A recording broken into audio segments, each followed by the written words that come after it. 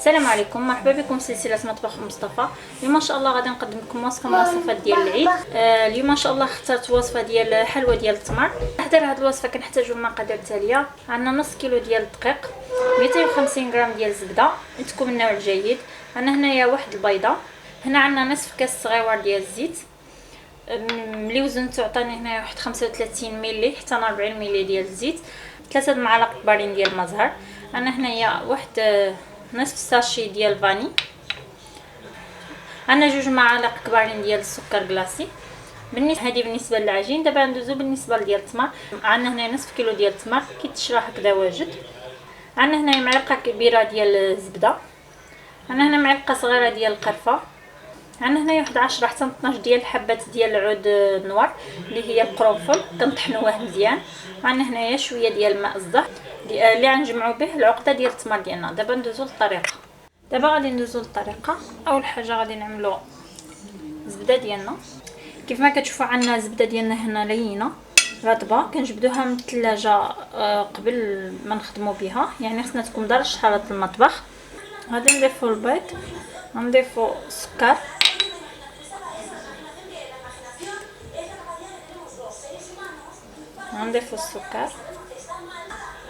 غنضيفوا الزيت،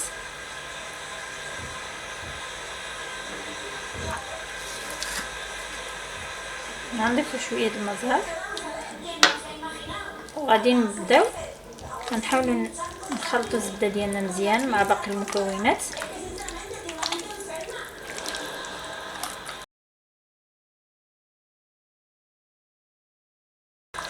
دابا غادي نبداو نضيفوا الدقيق حنا كنجمعوها.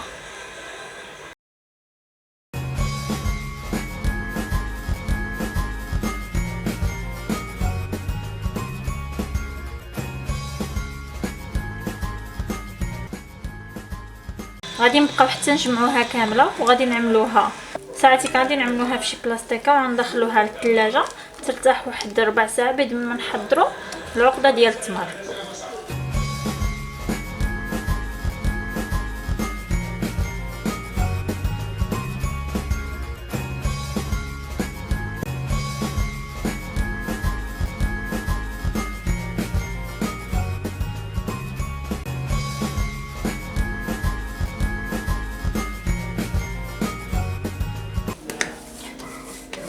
هاهي العجينه ديالنا من بعد ما جمعناها، هاي كنجمعوها شويه، كنعجنوهاش بزاف، مجرد كنجمعوها.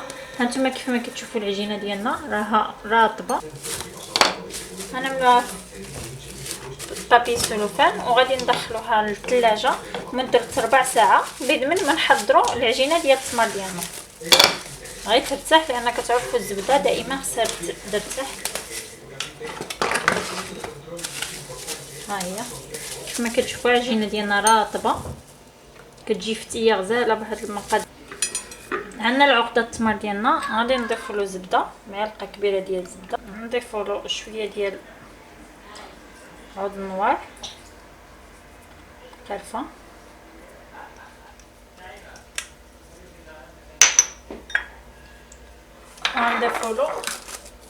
غنضيفوا له شويه المزهر، وغادي نخلطوا المكونات ديالنا كامله حتى نجمعوا العقده ديالنا.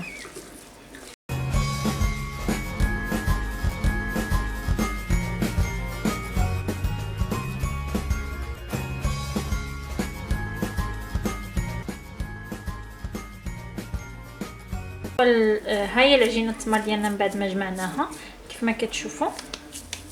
يمكن لكم انكم تضيفوا لها اضافات بحال مثلا الزنجلان محمر، قرقاع محمر، اللوز محمر كذلك، ولا مثلا تعملوا الليمون معسل، ممكن تنسموه باش ما بغيتو، ولا كتخليو العقده التمر خاويه على حسب الاختيار ديالكم نتوما. اول حاجه غادي نعملوا كريات على هذا الحجم هذا. من الاحسن اننا نوزنوهم باش يجيونا شكل واحد بالنسبه لعقده التمر، وكذلك بالنسبه للعجينه نوزنوهم كاملين بهم باش كنعطيو واحد القياس يكون اكزاكت، كنعطيو واحد القياس كيكون محدود باش كيجيونا كاملين شكل واحد. هانتوما كيف ما كتشوفوا غنبقاو بنفس الطريقه حتى نكملوا العقده ديال التمر ديالنا كامله. هانتوما كيف ما كتشوفوا بعد ما كورناهم ها هما هنايا الحبات ديال التمر، انا عملت كاملين عندي وزن واحد. حبه ديال عقده ديال التمر عملت 10 ديال غرام. بالنسبه للعقده بالنسبه للعجينه عملت 15 ديال غرام. انا غادي نطبعهم بهذا المطبع هذا، هذا المرشم هذا ديال هاد اشكال بحال هكذا. هانتوما غادي تشوفوا كاين اللي عادي ما غاديش يشكل هاد الدوائر بحال هادو، غادي تلقوهم بالمطلق عادي بالدلاك غيطلق العجينه. غادي يشكل هاد الحريبلات على شكل قطيبات بحال هكذا، وغادي يشكلهم بحال لي شوسون. من بعد غادي يزوقهم بالنتف. هذيك هي القاعده ديال التمر المعروفه، الحلوى ديال التمر. بالحق انا غادي نبدل الشكل ديالها. اول حاجه غادي نجيبو التمر ديالنا، غنجيبو العجينه ديالنا، غادي نطلقوها بحال هكذا. غادي نعملو فيها التمر وغادي نحاولو اننا نكوروها بحال هكذا. هانتوما كيف ما كتشوفوا غادي ناخذ انا الشكل ديالي. ها هو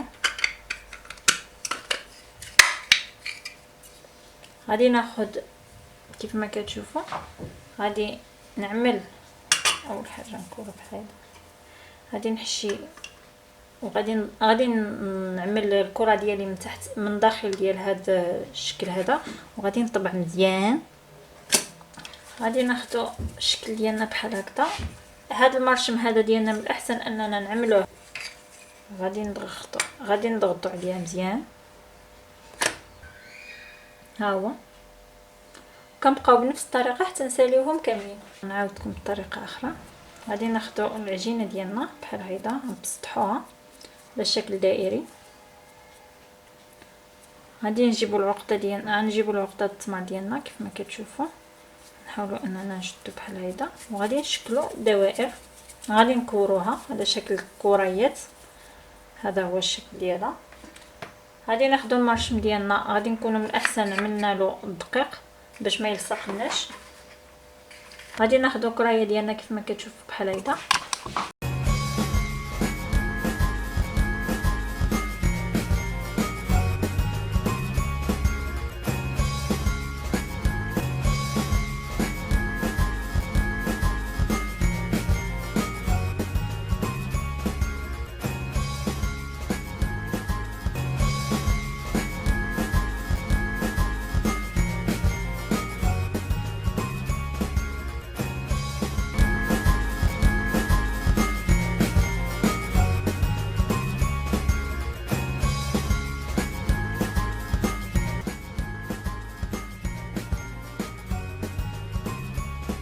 نتوما كيف ما كتشوفوا هي الحلوى ديال التمر ديالنا. من بعد ما كملناها دابا غادي ندوزو باش غادي ندخلوها الفران طيب.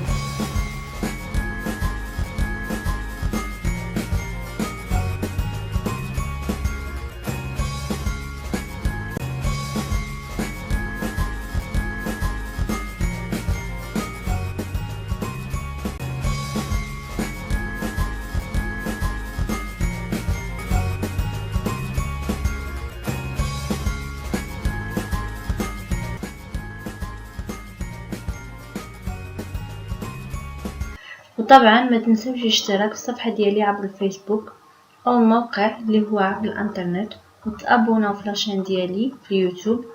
وكيف ما كتشوفوا الصور غادي توضح لكم الطريقه بالضبط كيفاش تشتركوا وتزوروا المواقع اللي هما باسم مطبخ مصطفى.